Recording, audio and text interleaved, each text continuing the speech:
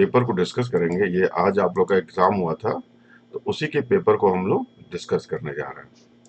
तो इस ये 25 नंबर के क्वेश्चन थे। तो इसमें फिल इन द ब्लैंक्स हैं और कुछ छोटे छोटे क्वेश्चंस हैं, 2 नंबर के और 3 नंबर के। तो इसको स्टार्ट करते हैं। Let us see the fill in the blanks. तो पहला फिल इन द ब्लैंक्स है कि the material property explain by band theory. तो बैंड थ्योरी हमने देखा हुआ होता क्या है कि जैसे एक ऐसे दो बैंड्स होते हैं, एक होता है कंडक्शन बैंड और वैलेंस बैंड। ठीक है, इनके बीच में गैप होता है, इसे इसे हम कहते हैं बैंड गैप। तो इससे हमें पता क्या चलता है, ये बैंड गैप या बैंड विड्थ, इससे हमें पता चलता है कि मेटल कंडक्टिंग होगा या नॉन कंडक्टिंग होगा। मतलब ये जितना ज्यादा बैंड गैप होगा उतना ज्यादा वो नॉन कंडक्टिंग होगा। जैसे इन केस ऑफ मेटल्स हमने देखा है कि कंडक्शन बैंड और बैलेंस बैंड ओवरलैप करते हैं। तो इस तरीके से हम इसकी कौन सी प्रॉपर्टी बताएंगे, हम बताएंगे इसकी इलेक्ट्रिकल कंडक्टिविटी की प्रॉपर्टी, ये वाला। फिर नेक्स्ट प्रॉपर्टी है the property explain bye domain theory. Domain theory में हम मैग्नेटिक प्रॉपर्टी, इसमें हमने ये देखा था कि जैसे कोई मटेरियल है, उसमें क्या होता है पहले से ही, जैसे एक एटम की स्पिन मोशन के कारण हमने देखा है कि इसमें मैग्नेटिज्म आता है। फिर हम देखते हैं कि बहुत से कुछ उसके जैसे किसी दूसरा एंटी स्पिन हो जाता है तो मैग्नेटिज्म जीरो हो जाता है, तो न्यूट्रल। लेकिन हमने देखा है कि एक ग्रुप होता है, ग्रुप ऑफ एटम्स जो है, उनका मैग्नेटिज्म एक डायरेक्शन में होता है। ठीक है, इस तरीके से ऐसे करके, तो ये छोटे छोटे ग्रुप्स को हम डोमेन कहते हैं। तो ये डोमेन थ्योरी हमेशा मैग्नेटिज्म को एक्सप्लेन करती है। फिर नेक्स्ट थिंग है the melting C, that is this C, ये वाला मिक्सचर ऑफ इम्प्योर सब। तो हम देखें जो मेल्टिंग पॉइंट, जैसे ये प्योर सब्सटेंस का हमेशा फिक्स होता है। जैसे वाटर का हम कहते हैं मेल्टिंग पॉइंट 0 डिग्री सेंटीग्रेड है, या किसी और मटेरियल का, पेट्रोल का कुछ है, या किसी भी सॉलिड का हमेशा मेल्टिंग पॉइंट फिक्स होता है। जैसे कॉपर का मेल्टिंग पॉइंट, आयरन का melting point it is something 1500 something, copper का कुछ ऐसे 670। ये एग्जैक्ट वैल्यू नहीं, लेकिन उनकी फिक्स होती है। लेकिन जब हम मिक्सचर बना देते हैं तो ये एक टेम्परेचर से, लिक्विड जैसे यहाँ देखिए सॉलिड से मेल्टिंग शुरू होती है इस टेम्परेचर से कहीं ना कहीं, फिर इस टेम्परेचर पे जाते जाते ये पूरा मेल्ट होता है। मतलब ये टी यहाँ से यहाँ तक के बीच में रेंज ऑफ टेम्परेचर के बीच में ये मेल्ट करता है। तो हम लिखेंगे it varies over a range of temperature, melting point of mixture. फिर बात आती है उसकी number of atoms per unit cell in case of CCP. CCP का मतलब हमने क्लास में बताया था, एफसीसी को ही सीसीपी मतलब क्यूबिक क्लोज पैक या फेस सेंटर्ड क्यूबिक, ये एक ही चीज है। तो हमें पता है इसमें नंबर ऑफ एटम्स 4 होते हैं। और सिंपल क्यूबिक का मतलब होता है एक सिंपल क्यूबिकल स्ट्रक्चर। और हमने काउंट करना सीखा है number of atoms per unit cell. जैसे वो हमने आपको बताया था, वो एक कहावत नहीं है, एक रावण के 1 लाख पूत थे, 1.25 लाख उसके ग्रैंडसन थे, लेकिन मरने के बाद कोई नहीं बचा था। तो इस तरीके से एटम्स में इतने सारे दिखते तो हैं, लेकिन पर यूनिट सेल इसके एटम्स कितने होते हैं वो हमें कहना बताना होता है। तो सिंपल क्यूबिक में 1 होता है। तो इसका आंसर होगा 4 and 1। अब बहुत लोग नकल करने के चक्कर में 1 4 लिख देंगे, देख दे तो ये गलत होगा। It has to be 4 and 1 because, या फिर आपको ऐसे लिखना पड़ेगा सीसीपी 4 और एससीसी 1, ऐसे अलग करके लिखिए। नहीं तो यदि खाली आप ऐसे आंसर लिख रहे हैं खाली 4 1 या 1 4, तो हम 4 1 को करेक्ट करेंगे, ये 0 हो जाएगा। ठीक है, इसके बाद आता है पैरामीटर्स फ्रॉम ब्रिनल स्केल। तो हमें ये ब्रिनल स्केल में, रॉकवेल में तो बहुत ज्यादा होता है, लेकिन ब्रिनल स्केल के लिए आपको ये बताना था। जैसे ये होता क्या है, जैसे हार्डनेस स्केल में एक इंडेंटर होता है और एक लोड होता है, इंडेंटर और लोड।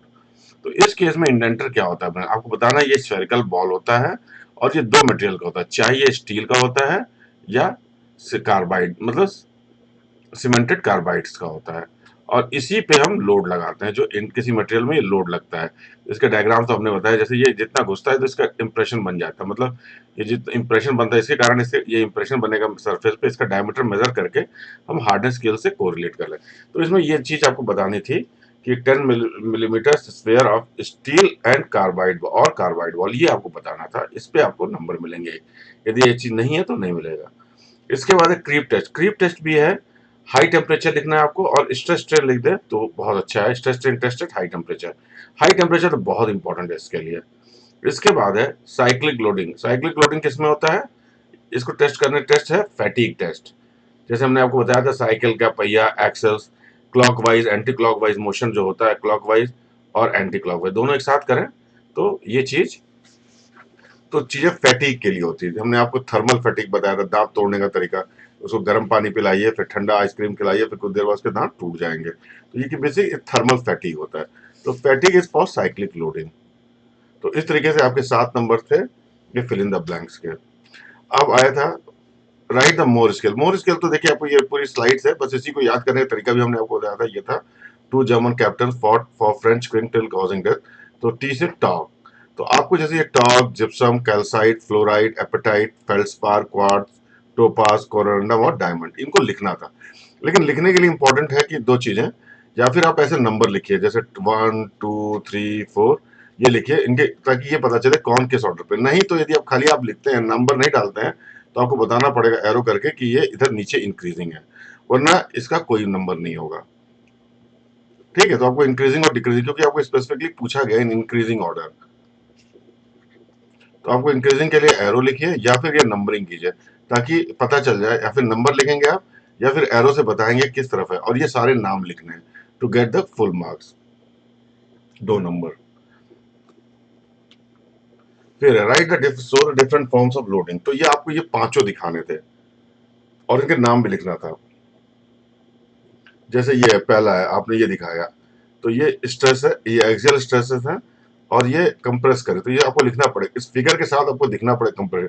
या फिर आप नंबरिंग डाल करके अलग करके लिखिए। यदि आप नंबरिंग डाल के नहीं लिखे हैं तो इसके नीचे लिखिए कंप्रेशन। यदि आप ऐसा नहीं करते हैं तो it will not give you any marks, मतलब ये आपको नीचे लिखना पड़ेगा।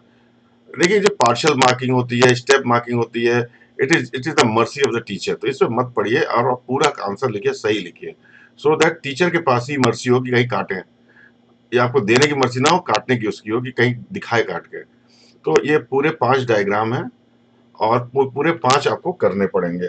फिर उसके बाद ही आपके 2 नंबर बनेंगे, और ये आपको लिखना पड़ेगा। Draw the tetrahedral voids and octahedral, ये स्ट्रक्चर्स हैं। तो ये तो आपको पहली चीज, आपको ये वाला फिगर बनाना बहुत इंपॉर्टेंट है। देखिए इन सबसे खास बात है कि ये जो दिखना चाहिए कि ये जो चीज है, क्या चीज आप रिप्रेजेंट कर रही है, ये वॉइड है। ये फिगर इंपॉर्टेंट है, और इसको 3 डायमेंशन में ऐसे बताते हैं। ये जो डैश लाइन है ये बहुत इंपॉर्टेंट है, क्योंकि इसी से पता चलता है कि 3D में, यदि आपने सारा पेन से डार्क ही कर दिया है ना, तो फिर कोई फायदा नहीं, तब ये पता ही चलता है कि ये किस प्लेन में कौन सी लाइन्स हैं। तो टू सी द डेप्थ ना, तो आपको ये डॉटेड लाइन रखना पड़ेगा, मतलब ये आपको दिखाना पड़ेगा।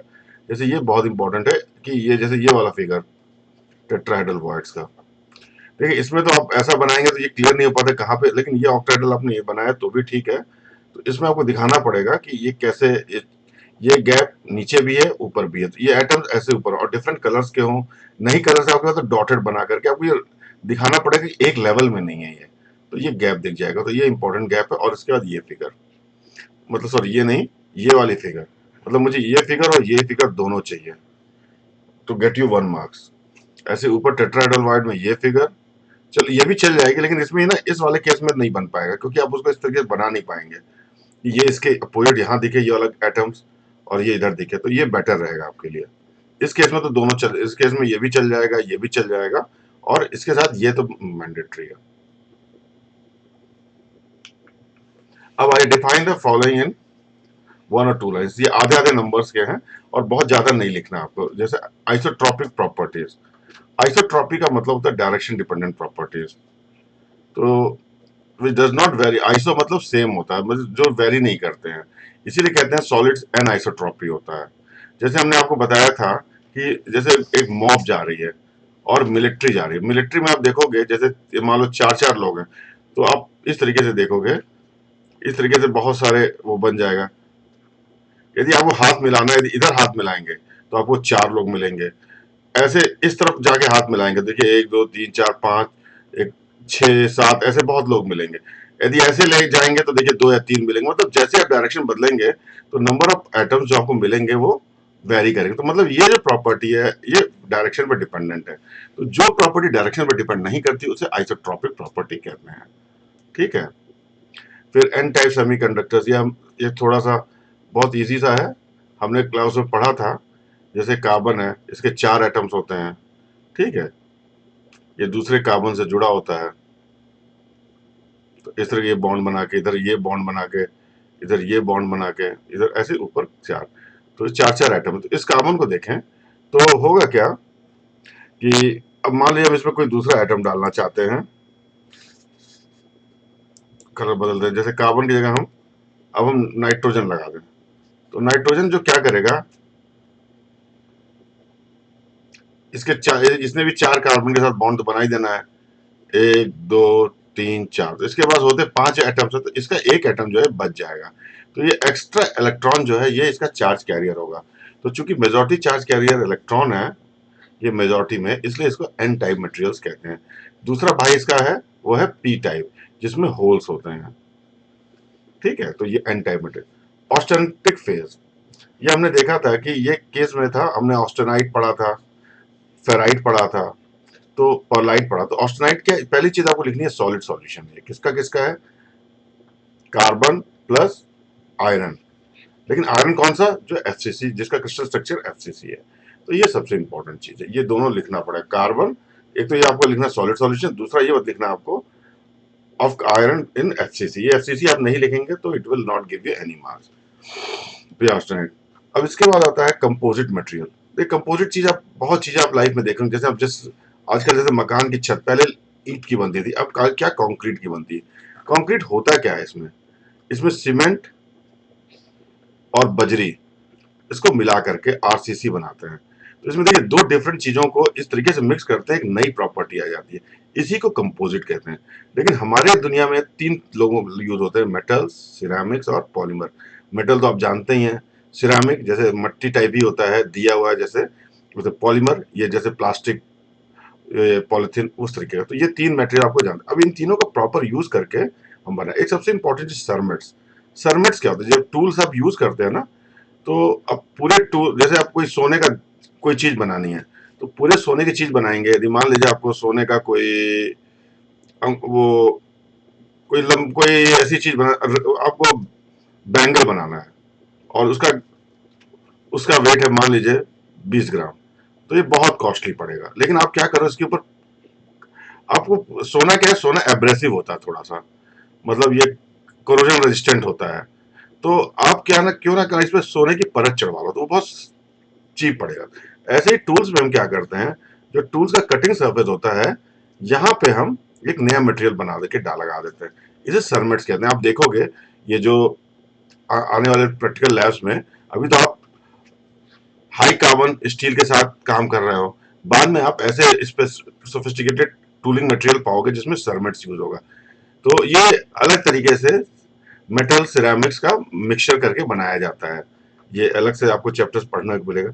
ऐसे ही देखिए कई तरीके हैं, जैसे PMC polymer metal composite, MMC metal metal composite, CMC ceramic metal composite. मतलब मेटल बेस है जो ज्यादा होता है, जिसके अंदर ये सब डाले जाते हैं जैसे हमें प्रॉपर्टीज चाहिए। तो इस तरीके से आपको ये चारे लिखने थे। अब छोटे छोटे एक या दो लाइन में, यदि आप एक एक लाइन भी लिख देते हैं तो you will get half marks. ये each question carry half marks. तो चारों के 2 नंबर हैं आपके। अब आइए ड्रॉ स्ट्रेस स्ट्रेन का। तो ये क्लास में तो आपसे डिस्कस, ये हूबहू आपको डायग्राम बना के देना। देखिए यहाँ पे ना ये पार्ट आपका स्ट्रेट होना चाहिए, हमेशा याद रखिएगा। ये जिसने कोई ऐसा टेढ़ा बना दिया, यूं कर दिया है या कुछ, तो ये इंपॉर्टेंट है। और ये कभी कभी देखो, ये जो इसके बाद यहाँ पे ना बहुत ज्यादा गड्ढा नहीं, हल्का सा करके जाता है ये चीज। तो ये वाला पार्ट बहुत इंपॉर्टेंट, ये आपको स्ट्रेट रखना पड़ेगा। जिसका ये स्ट्रेट नहीं होगा he will not get marks. ये तो चलो चल जाएगा थोड़ा सा यहाँ पे, लेकिन ये वाला पार्ट बहुत स्ट्रेट होना चाहिए। ठीक है, अब आइए इस पे, ये आपका है स्पेसिमेन। तो इस चीज में आप किसी भी तरीके से बनाए होंगे, यहाँ पे आपको 2 पॉइंट मार्क करना पड़ेगा, जिसे हम गेज लेंथ कहते हैं। उसके बाद आपका ये आता है, और ये डायमीटर, और ये गेज लेंथ, ये गेज लेंथ लिखना है आपको। और ये इसमें ये वाला इंपॉर्टेंट है, गेज लेंथ और ये डायमीटर। चाहे तो आप ये भी और ये भी लिख सकते हैं। ठीक है, तो ऐसा स्पेसिमेन आपको बनाना है सिलेंड्रिकल, जिसमें आपका गेज लेंथ बहुत इंपॉर्टेंट और ये डायमीटर। यदि आप रिड्यूस सेक्शन और ये लिख देते हैं तो और अच्छी बात है। लेकिन ये वाला चीज फिगर में ये होना चाहिए, नहीं होगा कि कभी भी आप स्पेसिमेन को ऐसे मत बनाइएगा, मतलब इस तरीके से। और शार्प एजेस नॉट रिक्वायर्ड, ये हमेशा ऐसे होने चाहिए। अब ये calculation of density of metal, तो ये हमने अच्छे से कराया है और इसके स्लाइड्स भी हमने दी हैं और इसका वीडियो लेक्चर भी है। तो मेटल स्लाइड्स का क्या, यूनिट सेल का आपको डेंसिटी बताना, तो कोई भी यूनिट सेल है तो इसका मास अपॉन वॉल्यूम होता है। मास तो जैसे हमने आपको बताया था शरीर का होता है, आत्मा का तो मास नहीं होता, तो यूनिट सेल का कोई मास नहीं होता है, तो इसके जो एटम्स होते हैं उसका मास होता है। तो हमें अब निकालने का क्या है, density is mass of the unit cell upon volume. Mass of the unit cell हो गया नंबर ऑफ एटम्स, कितने यूनिट सेल में है, और into mass of one atom. एक एटम का मास कैसे निकालेंगे, हमें इसके लिए मोल कांस्टेंट जानना है। एक मोल में Na नंबर ऑफ एटम्स होते हैं इतने, और इसका मास क्या होता है, molecular weight expressed in grams, m। तो इसका मतलब एक का वेट क्या हो गया, m अपॉन Na, तो मास ऑफ वन एटम हो गया m अपॉन Na, ये हमें पता चल गया। अब देखिए जेड डेंसिटी क्या हो गया, मास ऑफ यूनिट सेल, मास हो गया number of atoms into this mass of one atom upon volume A cube. तो इसको रखेंगे तो हमें ये इक्वेशन मिल जाएगा। तो विद दिस आपका हो जाएगा। यदि आप यूनिट सेल ऐसा गोल सा बना देता तो अच्छी बात है, नहीं तो आपको ये सारे पॉइंट्स लिखने पड़ेंगे टू गेट द नंबर। पहला ये फॉर्मूला, ठीक है, फिर दूसरा ये फॉर्मूला, तीसरा ये, और हो सके तो ये चीज लिख दीजिए तो बेटर रहेगा।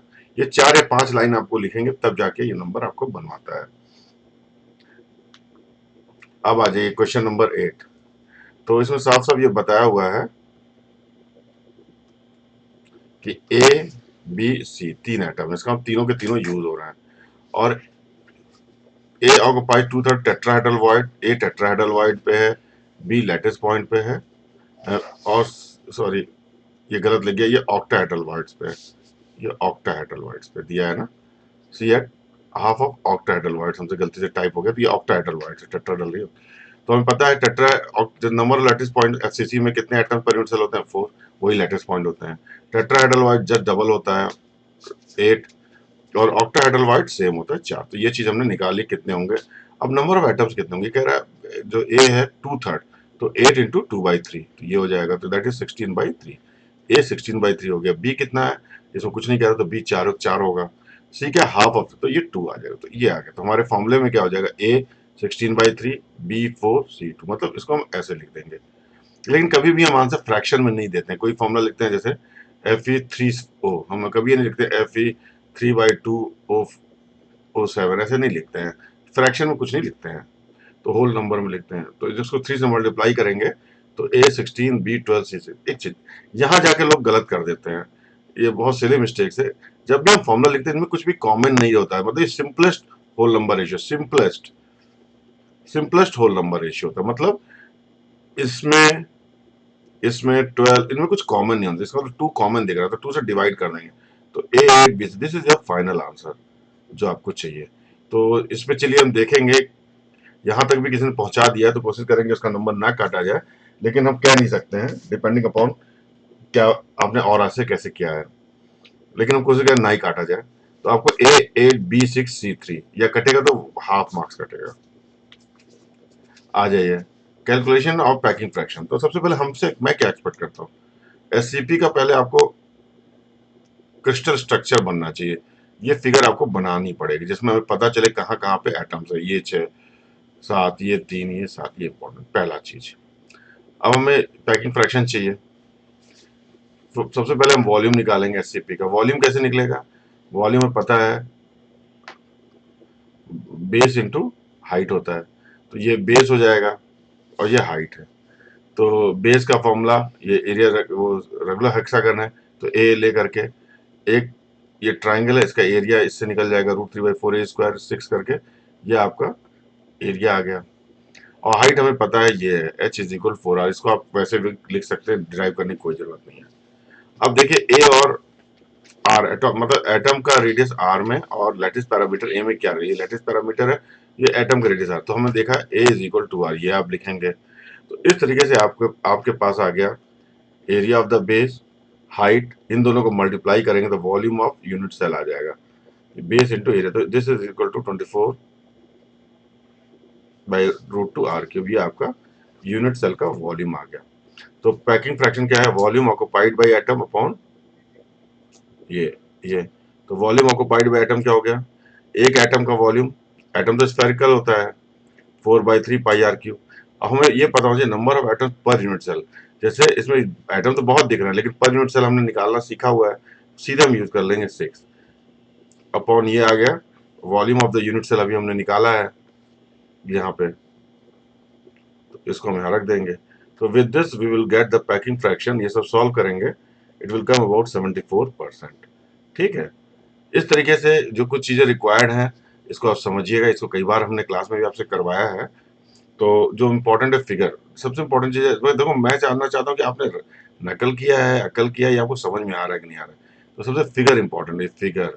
ये जो डेरिवेशंस है ना, जैसे एरिया ऑफ बेस निकाल के, वॉल्यूम, ये जो फिगर्स है ना, ये फिगर, ये सब इंपॉर्टेंट, ये 4 फिगर यदि बनाते हैं तो बहुत जरूरी है। फिर ये कैसे ए इज इक्वल टू आर कैसे लिया, ये चीज दिखाना इंपॉर्टेंट है। उसी जरूरी नहीं आप अलग अलग फिगर, उसी में आप दिखा दीजिए, फिर ये आपका सॉल्व करना। होप आपको समझ में आया होगा। विद दिस अब हमारे सारे स्लाइड्स हो गए हैं। आपको पसंद आता है तो इसको लाइक और शेयर कीजिए। इनकेस आपको कोई क्वेरी है आप पूछ सकते हैं। ये उनके लिए है जो लोग इसमें अदर देन एसटीसी या बाहर के लोग हैं, उनके लिए है। वो भी अपना अपना चैट करके पूछ सकते हैं, इसमें मैसेज करके। Okay, thank you for watching.